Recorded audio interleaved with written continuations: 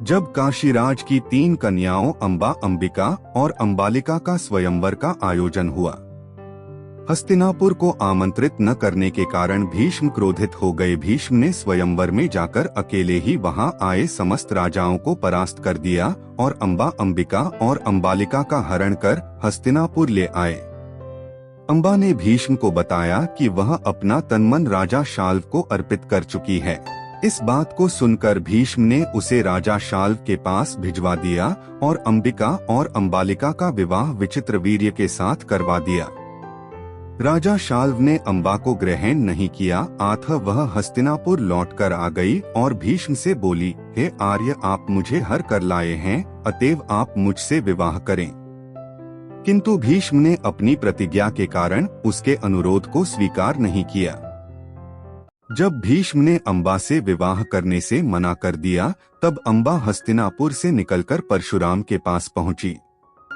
अंबा ने परशुराम को पूरी बात बताई और भीष्म से बदला लेने का आग्रह किया।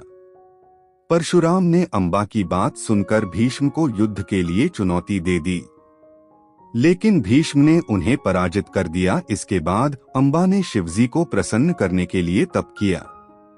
अंबा की तपस्या से शिवजी प्रसन्न हुए और उसके सामने प्रकट हुए। अंबा ने शिवजी से भीष्म की मृत्यु उसकी वजह से हो ये वर मांगा। शिवजी ने कहा कि ऐसा तुम्हारे इस जन्म में नहीं हो पाएगा, इसके लिए तुम्हें दूसरा जन्म लेना होगा। ऐसा कहकर शिवजी अंतर्ध्यान हो गए। बदले की भावना में अंबा ने अपना जीवन समाप्त कर दिया। अगले जन्म में अंबा शिखंडी के रूप में राजा द्रुपद के यहाँ जन्मी।